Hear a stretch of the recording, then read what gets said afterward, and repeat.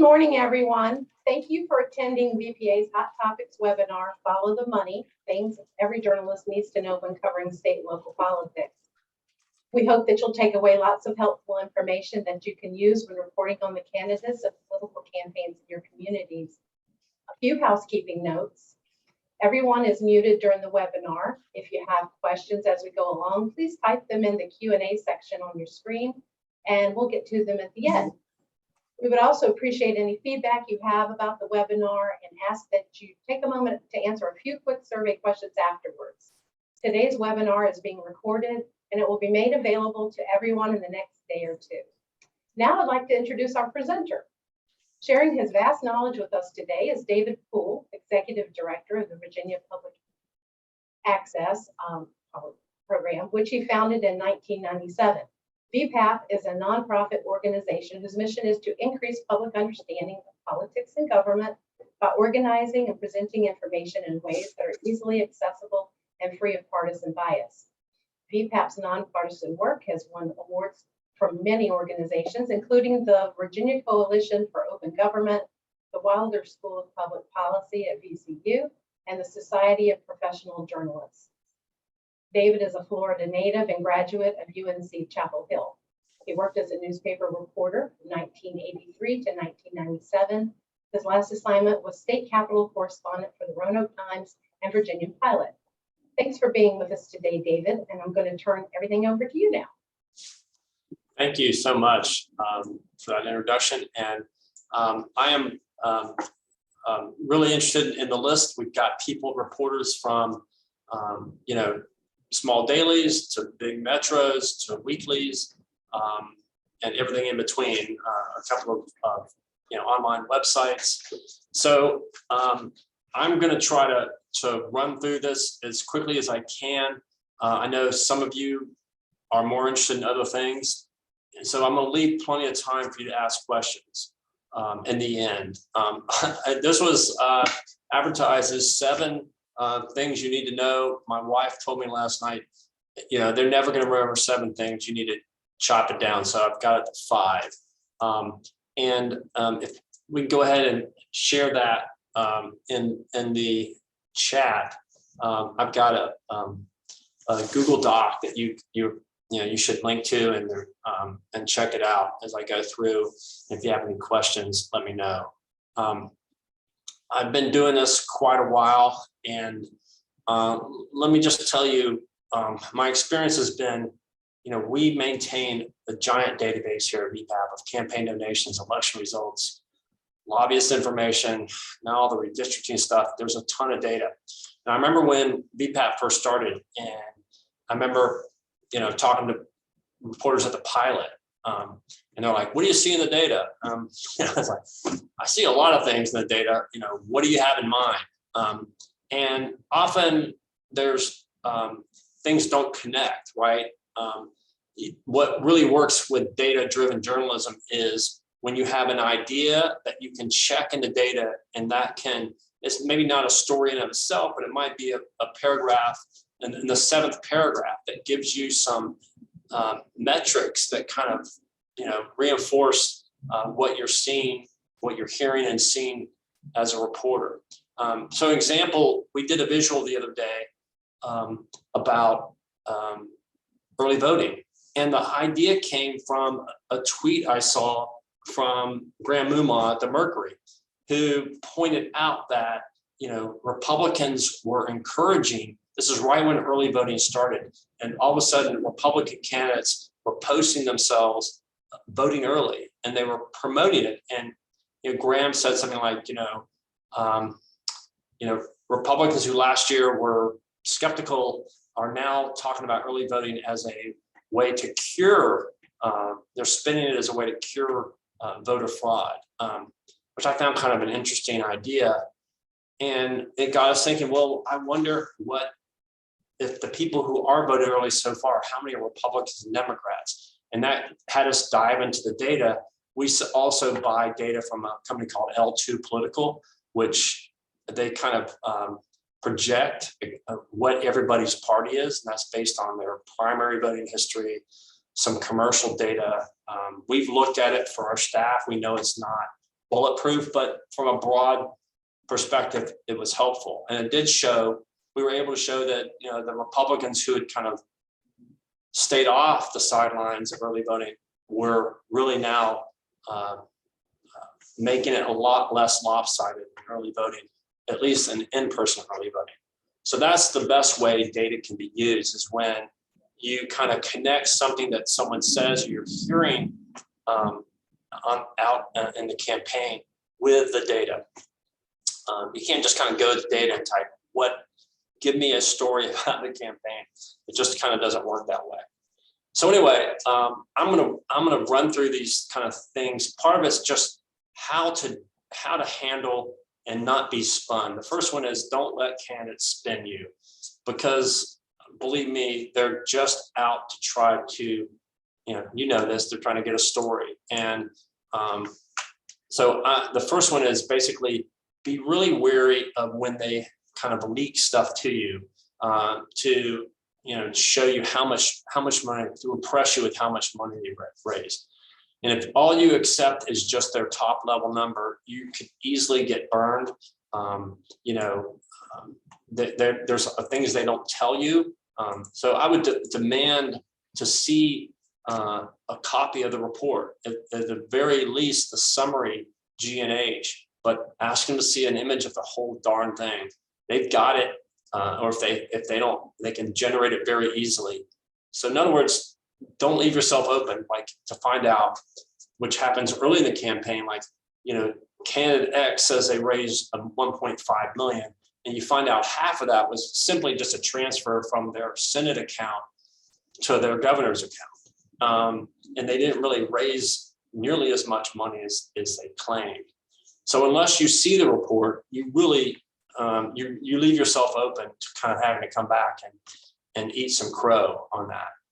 You also want to look out for in-kind donations. These are donated services. These are easily puffed up. You have a volunteer who did some data work for you, and they said, oh, it was $10,000 worth of data work. It's a way for candidates to inflate their total raise number. I think there were stories about this in the lieutenant governor's race. One candidate had this incredibly huge in-kind donation that really threw the numbers off in terms of their most raised. And also you want to make sure they're not just getting money from themselves or their family member. They're actually raising money. Money is money, but it certainly might, if you had to say a candidate raised, for your board of supervisors raised $20,000 and they put all but 100 of it from their own pocket, that's something you would want to write about at the time, not have to come back later and explain to your readers. So, so put up, don't let yourself become the path of least resistance to these reporters, these campaign operatives who are trying to spin their numbers. And then also just keep in mind too, that's the small number game. And that, there are a ton of more small donations with online giving. The Democrats have really led that. And a lot of candidates try to pass this off as grassroots support. But we found in the last cycle, at least, nearly half of these small donors were from outside of Virginia. These are, Republicans or these are Democrats in places like California, New York, who lived in lopsided blue districts, and they needed to put their money somewhere. And Virginia was a compelling place for that, because the Democrats could tell this narrative of how they're about to flip the state. So, just keep that in mind, that and the way it works is, if a candidate gets $100 or less from a donor, they have no obligation to list the things that they would have to list for larger donors. That's the donor's name, the donor's occupation and employer, and their address. So just be careful that you really are skeptical or look closely at how they describe the importance of the small donors. It's easy to overstate, but there's no way to go behind and prove it. So just keep that in mind. And then the second one is understand how and I'm sorry, this is kind of geeky, but I understand how the reporting periods work. And just also keep in mind, like when a filing period ends, like the current filing period goes, the current filing period is October 1st through I think like the 19th. And then they have to report 5 or 6 days later. But most times when you're farther away from the election, like there was a reporting period that covered September 1st through September 30th. Well, it's not due on October 15th. And this goes back to the horse and buggy days, you know, when literally you could not, the treasurer could not begin the campaign finance report until after the period had ended, because they had to put everybody in alphabetical order. And when you're doing it on a typewriter, you have to wait till it all comes in, and it takes 2 weeks to type it up, and then you got to mail it, blah, blah, blah, blah. You know, today they've got that information, they can spit it out instantly, but we're still in this kind of 2-week period, 15 days. And by the time you actually see them, it'll be the 16th day.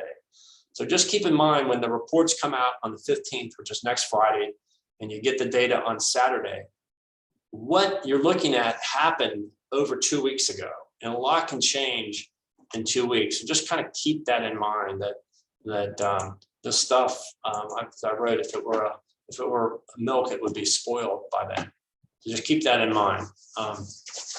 And then there's a little confusion about in Virginia, and I thought I'd clear it up, who has to report jumbo donations. If you're on our email list, you're getting this time of year, you're getting an email every day with a huge list of big donations. The Democratic Party just got $100,000 yesterday, $100,000 check. So who has to report these things right away? So there's a difference between candidates and then non-candidate committees. So let's start with the non-candidate committees first. Every PAC, we'll call them, and this could be a party committee or a trade association or a leadership committee. They're required, if they get a donation in the single amount of $10,000 or more, they have 3 business days to report that to the state. So that's how you get to see like big donations by the governor's PAC or the speaker's PAC throughout the year. They kind of come in shortly after they receive them. Candidates are very different. If you're in July and you get some candidate for governor gets a $10 million donation or gives themselves a $3 million loan, they don't have to report that until the next regular reporting period. Candidates only have to report big donations is when you get into about 11 days of the election. So this year, that's going to be like, I don't have the date on top of my head, but it's like October 26th or 27th, somewhere in there. The candidates, any donation after that date, this is both candidates and referendum committees have to report those donations if they hit the threshold within 24 hours by the next close of business the next day. So, and those thresholds are $500 for a local candidate, $1,000 for a general assembly candidate, and $5,000 for a statewide candidate. So you'll see those kind of coming there. So just keep that in mind. You're kind of blind to the big donations to candidates until the very end. Board PACs is much more transparent. And then one small thing, it's not helpful this time of year, but the filing deadlines are not for the primaries are not adjusted. Every candidate has to file as if they had a state-run primary and the 3rd Tuesday of June. But if, like the Republican Party this year had their statewide nominating convention in May. So there was no campaign finance enhanced reporting during that time, at least the full report. So it's just it can create blind spots if you're covering a Democratic or Republican nominating event that's not the same day as a state primary. So here's one. The third thing is localizing campaign finance, and I'm gonna share my screen here. I'm gonna try to do this without looking too much like My staff laughs at me. I didn't used to feel like I was clumsy, but here we go. I'm going to share my screen.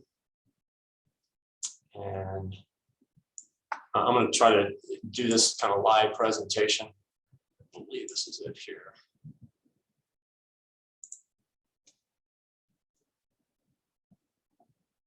All right. Do you see this screen of, I'm going to go here to map donations. So this is ways you can, if you're covering a local, if you're a local reporter covering the governor's race, does everybody see, can you guys see Youngkin? Let me just make sure. Yes, we can see it, David. Okay, great. So if you're a weekly or small daily reporter trying to cover the governor's race from outside of Richmond, it can be tough. I mean, I've been there. I covered the 1985 governor's race as a reporter for the Lynchburg paper, and kind of felt, I was off the beaten track and kind of irrelevant. But with online information, you can now have access to information that I never dreamed of having in 1985. So here is our website, and you can go to any candidate's page, and down here on the left, there's a link called Map Donations, and you can look at the donations in a number of different ways. You can look at them by regions. You can see who's leading in each region, and then kind of drill down from there to look at the zip code level. So to see kind of who is leading in each zip code in your region. But you can also go to cities and towns, and you can get not only a map, but a list. So you can go, if you are in Washington County, out in Southwest Virginia, you can go and see who has given money to Glenn Youngkin from your community. And there's an old adage in newspapers that names sell newspapers. This might be interesting to your readers. Who are the candidate? Who are the donors who are stepping up in a big way? And what we're seeing, and you may see this in your own communities, is that the Republican donor class, these are mainly business people, are very excited this year. They haven't had a candidate they can be excited about really since Bob McDonnell in 2009. If you think about what happened with the Republican candidates, Ken Cuccinelli, the business community was really wary of, wasn't excited about, and then Trump happened, and so anyway, this is a way you can report on, who is giving in your community. It might be interesting, for people to see. The other story could be how little, if you look at this is kind of skewed by Youngkin's own donation to himself. But, if you get down into, there's some localities that Youngkin hasn't gotten any money from. And that'd be the same for McAuliffe. But, I don't know if that's a story. It's like kind of how no one, this place is not a very, there's a lot of money being raised in this race. There's $80 million been raised, and only 365 of it has come out of Lexington City. Is that an interesting story? It could be. You're not the top 10, but maybe the story is how irrelevant most of the state is when we're talking about money and these amounts. And there's also a state, you can look at kind of how much money is coming from in-state, out-of-state, which states. So all that information is available to you to look at. Let me see if I can go back here and find another link.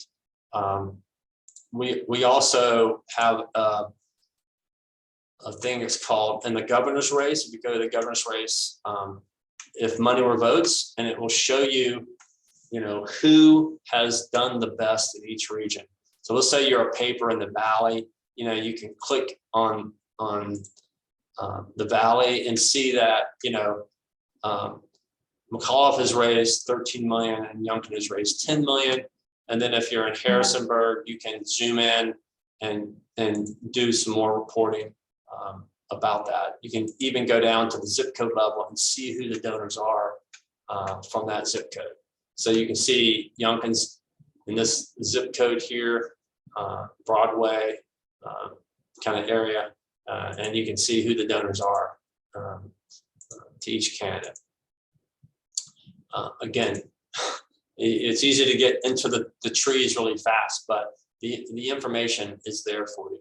And then you can also, if you're trying to track the legislative races, you can kind of see where your candidates rank in the state, you know, in terms of how much money they have or how much they've raised. The candidates are all listed here. So it's a kind of way for you to, everybody's saying this is a big race. Well, what do the numbers say about in terms of how much can raised or spent?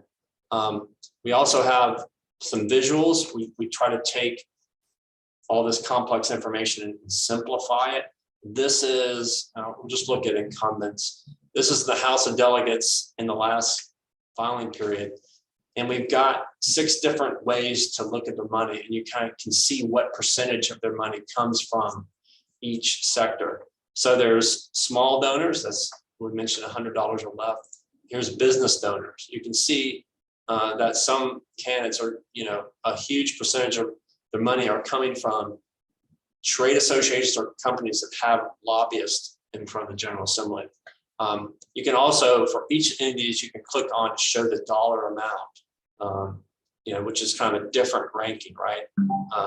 So that's another way to explore your own delegation and see kind of where their money is coming from. And then finally, we've got some political ad spending. This shows you, it ranks all the races by the amount spent by all media types. You can see we have broadcast TV, cable TV, Facebook. So you could go to Facebook and see kind of which races, where the money is being spent in each of these races. Here's House District 83. You can see this is Anderson and Guy. You can kind of see where the money is being spent, how much, in this case, Guy is really outspending him, 4-to-1, close to 4-to-1. And you can look at it by week. So again, another way for you to localize the money story for your race. And then number 4, I'll race through this, and I'm gonna leave half of our time hopefully for questions or close to it. We take the data and add value in various ways. One of the big things we do is we take each donation and assign a unique ID to each donor. So to put it in this perspective, if the Virginia beer wholesalers were to send out 50 checks this month, it's up to the candidates to report who they got the money from. And you'll find that they'll list them in very different ways. Some will write the whole name out, some will abbreviate them, some will misspell words, some will just put PAC. I mean, it's all over the place depending on the quality of the volunteers or the people that are putting the information in. So if you just looked at the state data and you said, okay, who the beer wholesaler, what candidates say they got money from the beer wholesalers? You kind of have to search every possible variation of their name to get the total list. VPAP makes that easy. We're making decisions, those kind of decisions. We assign industry codes, et cetera. And we've developed a pretty rigorous system to check this, but you got to remember the mistakes are made or things can be shaded slightly different. Let's say you are trying to do a story about, and the address of the donor are really important. Well, as you know, there's no requirements in campaign finance reports for people to put their home address, right? There's no unique identifiers for people. They don't have to put their voter ID or their social security number. It could be David Matthew Poole, it could be D Poole, it could be M Poole, it could be, you can list a name in any other way. In the same way, you could put someone's work PO box, you can put their home address, you can put their work address, you can put their second home in Florida. you can really, you see everything. And it was really confusing to us last filing period for some reason. I don't know why. McAuliffe was putting everybody's work address, even somebody who like worked for a Nebraska company, they lived in Northern Virginia, they had them listed in Nebraska. It was, so if you're working on a story where the address is really important, remember that the address that we assign to somebody may be different than what was in the report itself. And so just keep that in mind. And I hope that makes sense. But what I'm saying to you is, if you look at our data at a big aggregate picture, you get it's very helpful. But if you got a tip or you found a donation that you thought was really kind of questionable or was newsworthy, always go look and verify on the Board of Elections.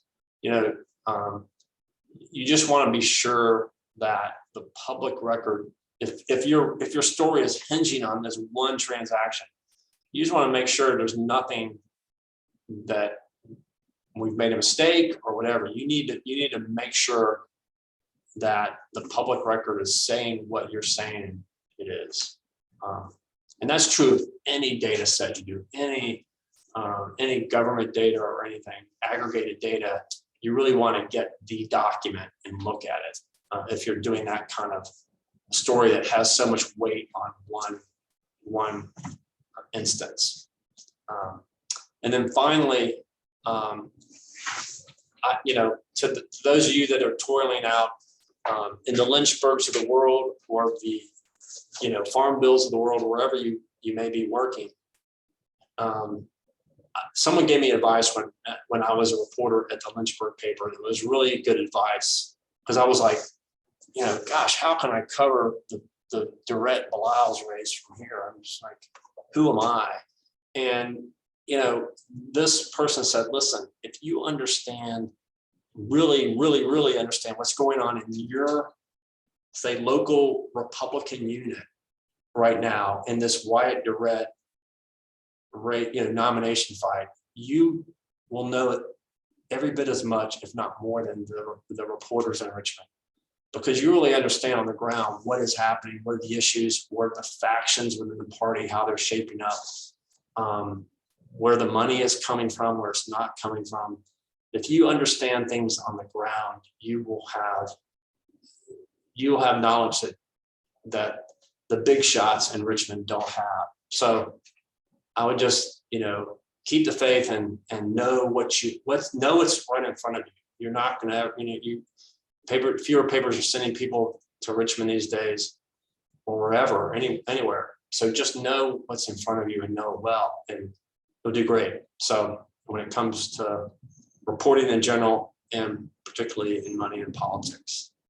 So I will, I'm sorry you're muted. I'd love to have a conversation, but I'm gonna now go into, I guess, the Q&A or maybe the chat and see if there's any questions. Or do you want to ask me, should I go in there? Or do you want to, here's a question from Bonnie Winston, who's one of my former colleagues at the Pilot. So she asked, do you think journalists and our organizations such as the VPA should lobby to change the law about reporting requirement that would close the blind spot for nominating contests so it's tied to the June primary date? So that's a good question. And I should preface this by saying BPAP doesn't lobby on anything. And I can tell you what you'll hear from the Board of Elections, and that is the Board of Elections, they're completely blind to all these local nomination contests, which are decided by the local party committees. So they don't even know what's happening. I'm going to stop sharing. They don't even know what's happening. And they'll tell you they don't have the ability to know, what is happening in the Culpeper Republican Party and when they're nominating event. From their standpoint, they're just simply waiting for the Culpeper Party to give them the documents they need to certify the candidate. Maybe I shouldn't have mentioned Culpeper because there's certain candidates out of record from Culpeper. not getting his documents in on time, but you know, that's what you're going to hear. It would require, there's so many races, it would require them to know what they're not set up to know. And so, but yeah, it would certainly, like in a statewide race, when it's like no secret, or it's widely known, it certainly would make more sense and would be easier to manage. I may be wrong, and some of the reporters may correct me, but I think that the candidates had to file large pre-election reports before the election, but they didn't have to file the full report that might have given people information that might have been helpful to them. So I hope I answered, Bonnie, your question without not answering it in a way that might still be helpful.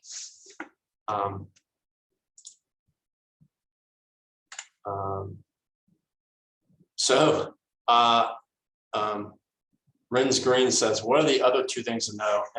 And if you didn't come in at the beginning, I've told you that my wife told me that there's no way people can remember 7 things, so keep it more simple. So that's it was advertised as 7 to know, but you're only going to go away with 5.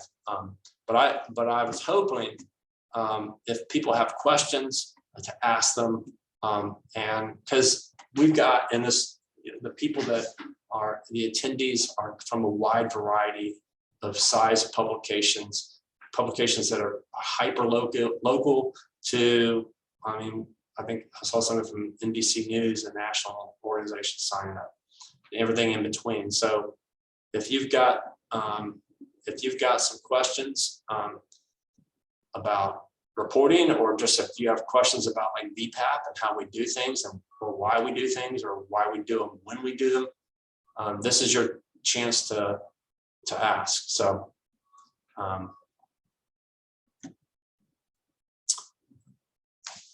we'll see if any questions pop in.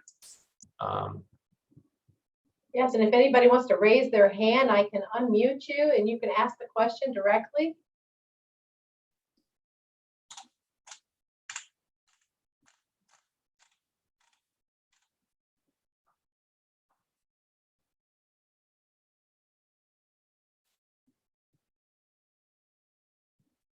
There's somebody.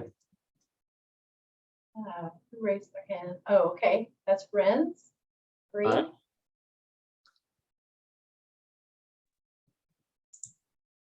Hey, Ren.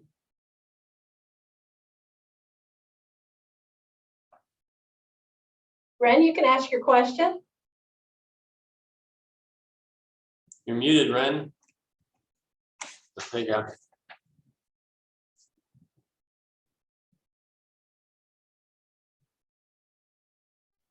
If you're talking, we can't hear you. I don't know if it's a thing or. Okay. Anybody else have any questions? You can type it in, raise your hand. If not. Mic problem, sorry. If Ren wants to ask another question, do so in the Q&A of the chat.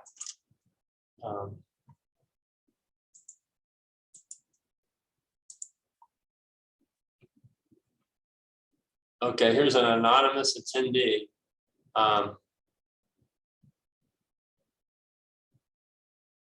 Have we seen some correlation between like political giving and COVID? So in other words, donations coming from Southwest Virginia. That's a good question. We have not run that correlation. That's an interesting idea. You know, I think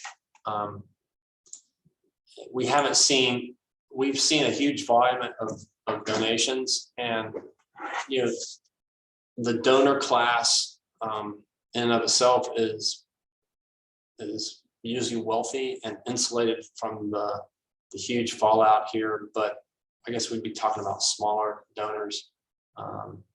And because we don't have the data on the smaller donors, we don't know, you know, how many of Terry McCullough's donors are from small donors are from Southwest Virginia or anywhere else. It's really, I'm not sure kind of where you go to get that data, but that's an interesting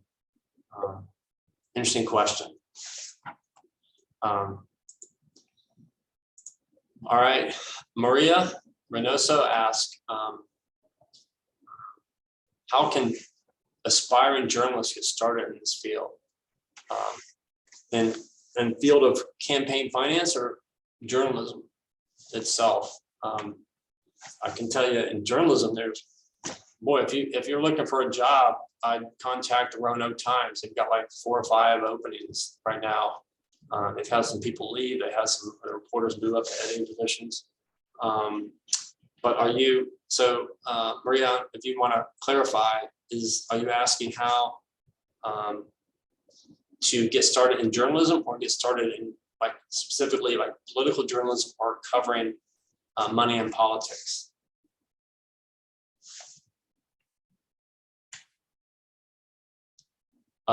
Political journalism in general. You know, basically a lot of reporters will tell you they started out covering cops or courts and worked their way up. You know, show an interest, read what other journalists are doing, and look for opportunities. That's, you know, that's what I would say. You know, other people have gone up and started their own publications. But so I would, you know, if you're in journalism and want to do more, boy, read the people out there that are doing a good job, and stay on top of it, and, you know, wait for your opportunity. And, you know, unfortunately, given journalism, you know, the state of journalism today, but in some weird way, there might be more opportunities, like in Roanoke, where people are leaving, and it's not a career that people are looking to go into. So there you go. I hope that answers your question.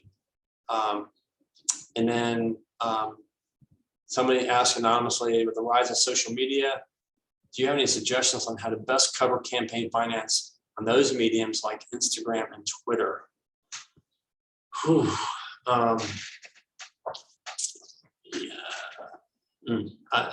Boy, that's a tough one, because, you know, I'll just make my observation about social media. You know, the coin of the realm in social media is outrage, right? Reaction. You get people to react, and the easiest way to get them to react is get them outraged. And that's what, you know, that's what Donald Trump did 3 or 4 times a day, and that's what the media did. You know, either on the left and the right. You're just trying to get people to react. And so, you know, I'm not sure, you know, and usually the stuff we put out, it's, you know, we don't have outrage in our tool belt. We're not trying to get anybody outraged. And, you know, usually the biggest response we get is the blue shirts, you know, yelling, yay, or the red shirts yelling, yay. You know, it's like, it's just kind of like, that's the way it is. So in terms of covering it,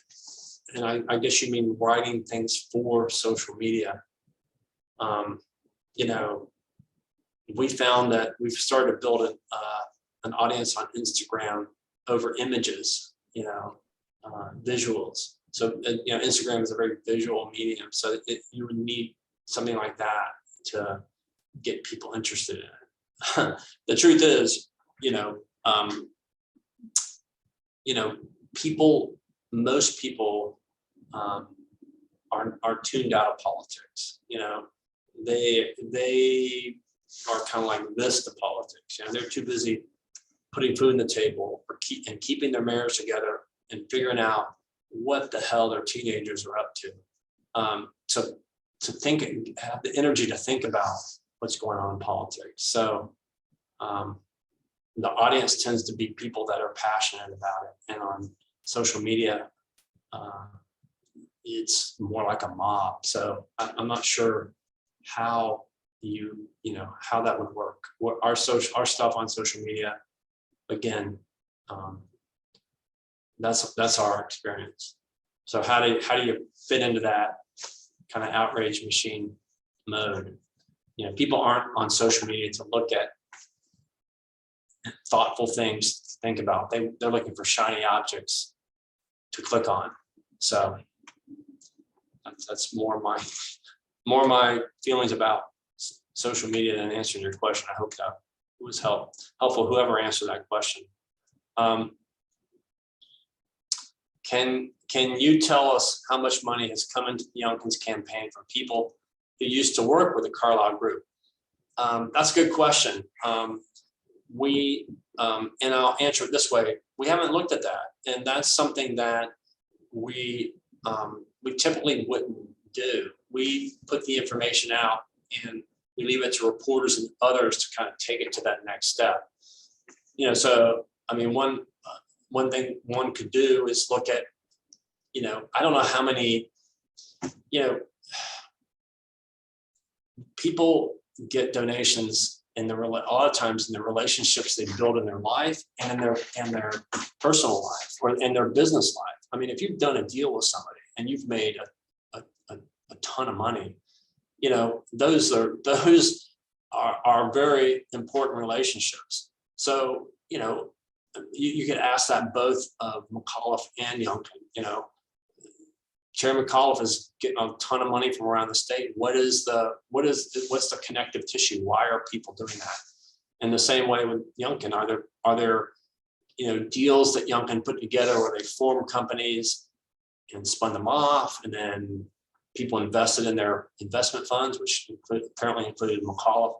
You know, how those relationships built, and that's just something that we don't do at VPAC. We don't do that kind of investigative stuff. That's what we leave to reporters and activists or whoever who have an interest in want to kind of maybe understand what these connections are. And we just feel like our goal is to put the information out there as clearly as possible. I'm gonna let people run with it. You know, as soon as we started doing that, we would be accused of, if we dug into McAuliffe's donations and said, haha, look at this guy who, you know, got in trouble here, or did the same thing for Youngkin, people would accuse us of just, you know, serving at the handmaidens of the campaign, as opposed to just a neutral provider of information. So I hope that answers your question. Here's a question: are the candidates barred from accepting money from people who live in foreign countries? Yes, not live. If I'm an American citizen living in Hong Kong, I can make donations to a candidate. You're not allowed to accept candidates from foreign nationals, people who are non-citizens. So that's a federal law, and that trumps state law. So that federal law applies to Virginia elections. I hope that makes sense. Somebody asked, said I wasn't clear. I guess this was Ren's again. I wasn't clear on how you ascertain correct home addresses based on what you said about reporting business addresses. How do you go about that? That's a good question. And our address thing is not as robust as we want it to be. Sometimes it's very easy. You know, sometimes somebody might have two addresses. They might have, you know, 121 Main Street, Suite 1200, and we're pretty sure that's a business address. And they might have, you know, 134 Magnolia Lane, and that we assume that's a home address. So we're making some assumptions there, and some of them and it might not be right. And the other thing is, we should probably run it through the National Change of Address database. We don't necessarily know which is a current address. And we see this, I've noticed this sometimes, like let's say a donor moves, right? And we get his new address in there. And then that donor exists in somebody else's campaign finance database with the old address. And the donor gives to that candidate, and that candidate reports then the old address. And we're like, well, which one? And then the next person who's doing it, like, which one of these is active and which one is not? So it is a tricky thing, and it's not perfect, but you know. So, but your questions go in, and I'm gonna make a note about that. One of the things we at DPAP, we have these systems that we process data built in 2013, and they've worked great until the last filing period when there were so many transactions. It kind of seized up our system. So we're probably going to replace it. And the address check is a good one. I'm writing it down to myself. All right. Thanks, friends. Anybody else? So we're closing in on about. I hope folks found this helpful. If you've got any questions and you want to ask me personally now or in the future, you come across something, don't hesitate to call me. My email is dpoole, David Poole, dpoole@vpap.org. And I'll give you my cell phone number. That's 703-395-7073. And if there's nothing else, I'm going to turn you back over to the Virginia Press Association, which I thank you so much for the opportunity. And and please stay around because they want you to do a quick survey. So thank you so much for having me. Thank you, David, for taking the time today to provide us with some very helpful tips about campaign finance. And thanks to everyone who attended and participated and asked questions. We really appreciate that. VPAP is in the middle of its Newsathon fundraiser to help them continue their good work. If you'd like to donate, you can go to vpap.org and select the big red button to donate if you'd like to do that. That would help them continue their work. As a final note, we hope that you will participate in our survey about the presentation. You will get that in your follow-up email. We look forward to getting your feedback and suggestions for future webinars. Have a great rest of the week. Thank you.